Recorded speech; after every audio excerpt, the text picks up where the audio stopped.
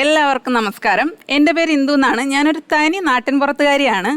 നിങ്ങളെല്ലാവരും തന്നെ പലപ്പോഴും കേട്ടിട്ടുള്ള ഒരു കാര്യമാണ്, ഏതൊരു പുരുഷൻ്റെ ജീവിതത്തിന് പിന്നിലും അല്ലെങ്കിൽ വിജയത്തിന് പിന്നിലും ഒരു സ്ത്രീ ഉണ്ടാകുന്നുള്ളത്. അതുപോലെ തന്നെ എൻ്റെ ഭർത്താവിൻ്റെ എല്ലാ വിജയത്തിന് പിന്നിലും ഈ ഞാൻ തന്നെയാണ്. അതിൻ്റെ കാരണം എന്താണെന്ന് ചോദിച്ചാൽ, എന്നെ കല്യാണം കഴിച്ച ശേഷമാണ് അദ്ദേഹത്തിന് ജീവിതത്തിൽ, ജോലിയിലും ജീവിതത്തിലും എല്ലാം ഒരുപാട് പ്രമോഷൻ കിട്ടിയത്. ഞങ്ങളുടെ നാട്ടുമ്പുറത്തൊക്കെ അമ്മമാർക്ക് പൊതുവേ ഉള്ളൊരു സ്വഭാവം എന്ന് വെച്ച് കഴിഞ്ഞാൽ, പെൺമക്കൾ വളർന്നാൽ എത്രയും വേഗം കെട്ടിച്ചു വിടണമെന്നുള്ളതാണ്. എൻ്റെ അമ്മയ്ക്കും അതേ ചിന്താഗതി തന്നെയായിരുന്നു. അതുകൊണ്ട് തന്നെ എൻ്റെ അമ്മ വീട്ടിൽ ചായ സൽക്കാരമൊക്കെ അങ്ങ് ആരംഭിച്ചു. അങ്ങനെ എൻ്റെ 20ാമത്തെ ചായ സൽക്കാരത്തിൻ്റെ ദിവസമാണ് ഞാൻ ആ ചെറുപ്പക്കാരനെ ആദ്യമായിട്ട് കാണുന്നത്. എൻ്റെ ദൈവമേ, 21ാം നൂറ്റാണ്ടിൽ ഇത്രയും പഴഞ്ചനായ ഒരു മനുഷ്യനെ ഞാൻ വേറെ കണ്ടിട്ടേ ഇല്ല. ഒരു കൊളസ്രാം പാൻറ്റും 2 പേർക്ക് കയറാൻ പറ്റിയ ഷർട്ടും ഇട്ടാണ് അദ്ദേഹം എന്നെ പെണ്ണ് കാണാൻ വന്നത്. ആ വരവ് കണ്ടപ്പോഴേ ഞാൻ പറഞ്ഞു, ഇത് നടക്കില്ല അമ്മ, എനിക്ക് ഈ കല്യാണം വേണ്ടെന്ന്.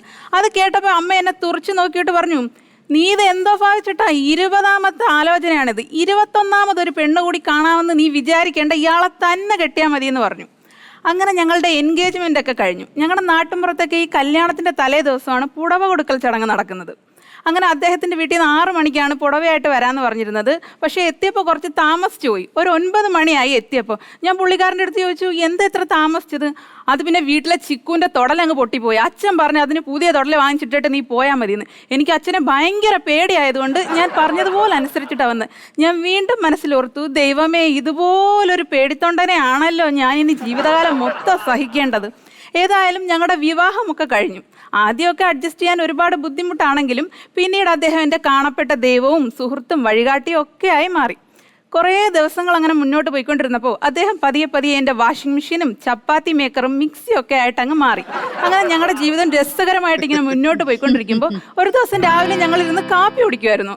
അപ്പോൾ അടുത്ത വീട്ടിലെ ആശ ചേച്ചി ഇങ്ങോട്ട് കടന്നു വന്നു. അപ്പം ഞാൻ പറഞ്ഞു, എന്തായാലും ഞങ്ങൾ കാപ്പി അടിക്കല്ലേ, ചേച്ചി ഇരിക്കും, നമുക്ക് ഒരുമിച്ച് കഴിക്കാമെന്ന് പറഞ്ഞു കേട്ടോ.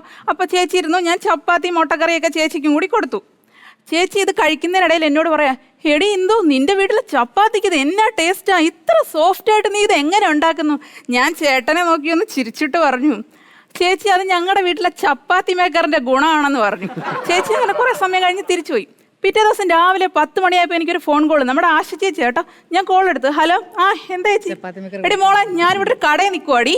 നീ ഇന്നലെ പറഞ്ഞ ചപ്പാത്തി മേക്കർ ഇല്ലേ, അതിൻ്റെ പേരൊന്ന് പറഞ്ഞു തരാമോ? ചേച്ചിക്ക് കൂടി ഒന്ന് മേടിക്കാനാടി. എനിക്ക് പറയാൻ പറ്റുമോ, എൻ്റെ ഭർത്താവ് രാജേഷാണ് ചപ്പാത്തി മേക്കർ എന്ന്. ഞാൻ പെട്ടെന്ന് പറഞ്ഞു, ചേച്ചി ആ കമ്പനിയുടെ പേര് ഹസൻ എന്നാണ് കേട്ടോ. ചേച്ചി എന്തോ ആ ചപ്പാത്തി മേക്കർ അന്വേഷിച്ച് അങ്ങ് നടക്കാൻ തുടങ്ങി. ഇതുവരെ ആ ചപ്പാത്തി മേക്കർ കിട്ടിയിട്ടില്ല. ഈ എപ്പിസോഡ് കഴിയുന്നതോടുകൂടി ആ കാര്യത്തിലൊരു തീരുമാനമാവും. അതൊക്കെ അവിടെ ഇരിക്കട്ടെ, ഞാൻ മറ്റൊരു വിശേഷം പറയാൻ മറന്നുപോയി. ഞങ്ങൾക്ക് ആദ്യമായിട്ടൊരു മകൻ ജനിച്ചു. ആ സമയത്ത് എൻ്റെ ഭർത്താവിന് നല്ലൊരു പ്രമോഷനും കിട്ടി. അദ്ദേഹത്തിന് ഈ വാഷിംഗ് മെഷീനിൽ നിന്ന് ചപ്പാത്തി മേക്കറിൽ നിന്നൊക്കെ പ്രമോഷൻ കിട്ടി. മകൻ്റെ ആനയും കുതിരയും ഒട്ടകവും ഒക്കെ ആയിട്ട് അങ്ങ് മാറി. അങ്ങനെ കുറേ നാളുകൾ കഴിഞ്ഞു. കുറച്ച് വർഷങ്ങൾക്ക് ശേഷം ഞങ്ങൾക്കൊരു മകൾ കൂടി ജനിച്ചു. മകൾ ജനിച്ചപ്പോഴത്തേക്ക് കാലം കുറച്ചുകൂടി പുരോഗമിച്ചു. അപ്പോൾ വീണ്ടും അദ്ദേഹത്തിന് പ്രമോഷൻ കിട്ടി. ഈ ആനയിൽ നിന്നും കുതിരയിൽ നിന്നൊക്കെ പ്രമോഷൻ കിട്ടി. അദ്ദേഹം ഇപ്പം മകളുടെ റോബോട്ടാണ്. ഇനി മുന്നോട്ട് മക്കൾ വളരുന്നതിനനുസരിച്ച് ഏതൊക്കെ തലത്തിലേക്ക് പ്രമോഷൻ കിട്ടുമെന്നുള്ള ഒരു ഗവേഷണത്തിലാണ് ഇപ്പം അദ്ദേഹം.